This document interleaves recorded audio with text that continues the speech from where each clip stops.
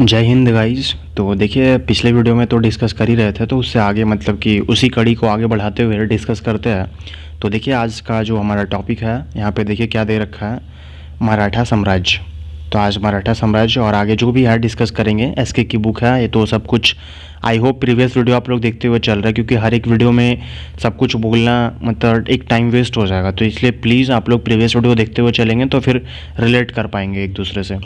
तो चलिए देखते हैं आज मराठा साम्राज्य, जहाँ से जो मोस्ट इंपॉर्टेंट टॉपिक है मैं उसको बोल दूंगा मोस्ट इंपॉर्टेंट टॉपिक है, जो उतना ज़्यादा इंपॉर्टेंट नहीं है, फिर भी अगर एसके के बुक में दिया है तो एक बार रीड कर ले। रीड करने में क्या जाता है। तो देखिए पहला दिया हुआ है कि मराठा साम्राज्य।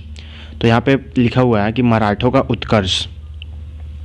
महान सेनानायक शिवाजी ने अपने बाहुबल से 1674 ईस्वी में दक्षिण भारत में मराठा साम्राज्य की स्थापना की थी।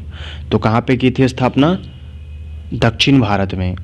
छत्रपति शिवाजी 1674 से 80 के पश्चात उनका ज्येष्ठ पुत्र संभाजी, कनिष्ठ पुत्र राजाराम की पत्नी ताराबाई तथा संभाजी का पुत्र शाहू मराठा शासक रहे। तो यहाँ पे जितना कुछ मतलब कि जो शिवाजी से रिलेटेड है, छत्रपति शिवाजी, तो छत्रपति शिवाजी के जो भी हैं जैसे संभाजी, राजाराम, ताराबाई, शाहू, ये सारे कौन थे? मराठा के शासक थे, मतलब ये सब मराठा शासक रहे।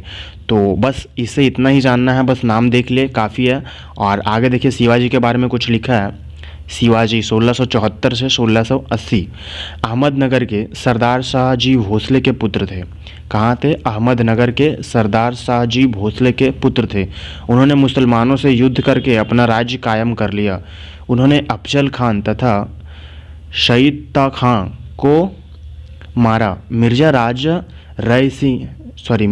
जय सिंह ने उन्हें धोखे से पकड़वा दिया, परंतु वह चालाकी से आगरे के किले से बच निकले।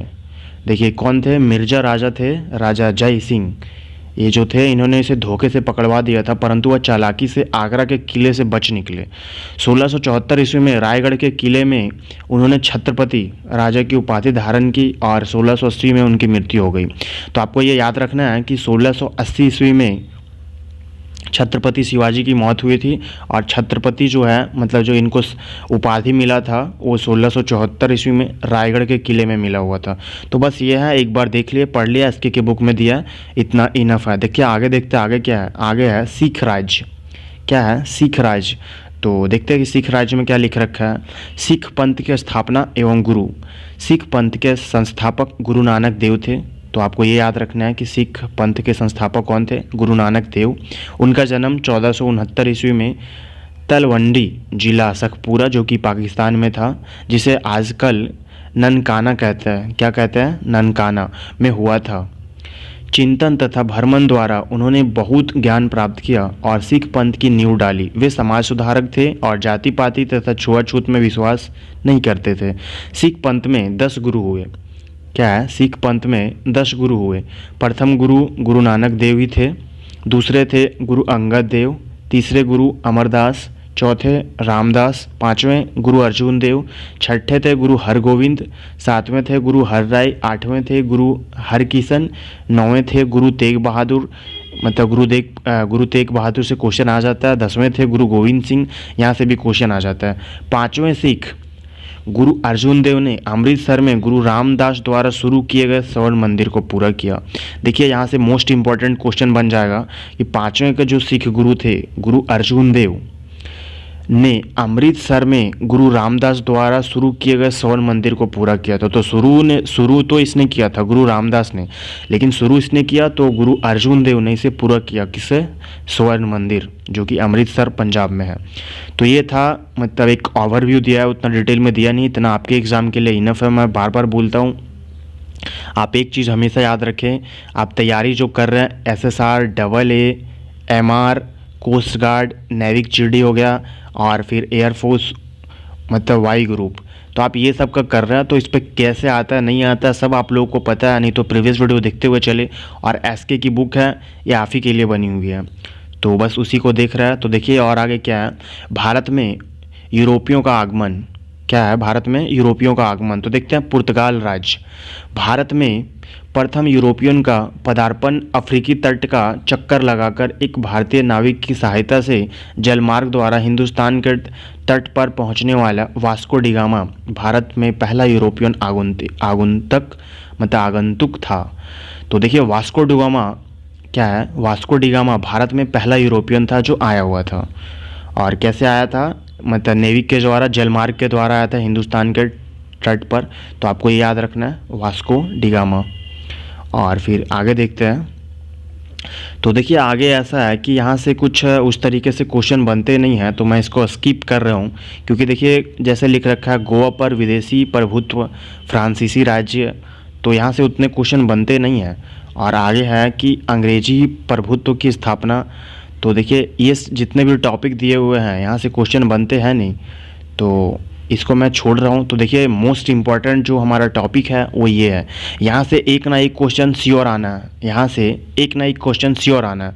तो क्वेश्चन क्या है, तो चलिए इसको आज डिस्कस कर ही लेते हैं। तो देखिए क्या है कि भारतीय राष्ट्रीय कांग्रेस व इसके मुख्य अधिवेशन। तो भारतीय राष्ट्रीय कांग्रेस से क्वेश्चन आ जाता है। तो देखिए कांग्रेस की स्थापना एक अंग्रेज अधिकारी ए.ओ. ह्यूम, क्या है, ए.ओ. ह्यूम ने 1885 ईस्वी में तत्कालीन गवर्नर लॉर्ड डफरिन, मतलब उस टाइम लॉर्ड डफरिन थे, से सलाह लेकर भारतीय नेताओं से विचार विमर्श करके एक शांतिपूर्ण संवैधानिक दल के रूप में इंडियन नेशनल कांग्रेस की स्थापना की। तो देखिए किसने किया, ए.ओ. ह्यूम ने 1885 ईस्वी में किया। ना जाने कितनी बार क्वेश्चन आ चुका है। उस टाइम के गवर्नर कौन थे, लॉर्ड डफरिन थे, और इंडियन नेशनल कांग्रेस की स्थापना हुई। अब देखते हैं कि इसका आगे क्या है। तो देखिए इसका आगे क्या है, इसका आगे ये है कि प्रथम अधिवेशन 28 दिसंबर 1885 को मुंबई में व्योमेश चंद्र बनर्जी की अध्यक्षता में संपन्न हुआ। तो यहाँ से क्वेश्चन आता है कि प्रथम अधिवेशन कब हुआ, 28 दिसंबर 1885 में, क्या मतलब किनके अध्यक्षता में हुआ था, व्योमेश चंद्र बनर्जी। तो इनके अध्यक्षता में ये संपन्न हुआ था। अब देखते हैं सूरत अधिवेशन, ये भी मोस्ट इम्पॉर्टेंट है। सूरत अधिवेशन जो कि 1907 ईस्वी में हुआ था, राम बिहारी बोस की अध्यक्षता में यह अधिवेशन हुआ। यह अधिवेशन कांग्रेस में फुट के लिए प्रसिद्ध है। क्या है, कांग्रेस में फुट के लिए प्रसिद्ध है।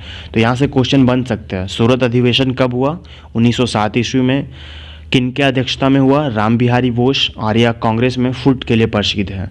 नेक्स्ट देखते हैं। नेक्स्ट हमारे पास है लखनऊ अधिवेशन जो कि 1916 में हुआ।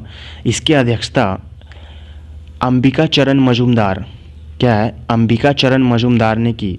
यह लखनऊ समझौता के नाम से प्रसिद्ध है। इसमें गर्म दल के नेता पुनः कांग्रेस में आ गए तथा यहाँ मुस्लिम लीग से भी समझौता हुआ।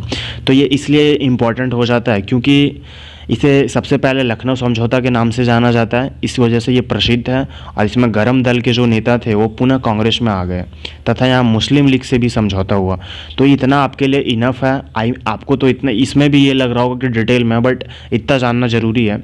तो नेक्स्ट देखते हैं। नेक्स्ट क्या है, लाहौर अधिवेशन जो कि 1929 में हुआ था। यह युवा नेता जवाहरलाल नेहरू की अध्यक्षता में हुआ। यह ऐतिहासिक अधिवेशन था। इसमें पूर्ण स्वतंत्रता के प्रस्ताव को पास किया गया। तो ये देखिए यह ऐतिहासिक अधिवेशन इसलिए था क्योंकि यहाँ पे पूर्ण स्वतंत्रता के प्रस्ताव को पास किया गया और जवाहरलाल नेहरू जो कि युवा नेता थे उसकी अध्यक्षता में हुआ था। कब हुआ था, 1929 लाहौर अधिवेशन। तो नेक्स्ट देखते हैं। नेक्स्ट क्या है, नेक्स्ट है त्रिपुरी अधिवेशन। क्या है, त्रिपुरी अधिवेशन 1939 में। कब, 1939 में। इस अधिवेशन की मुख्य बात यह भी थी कि इसमें सुभाष चंद्र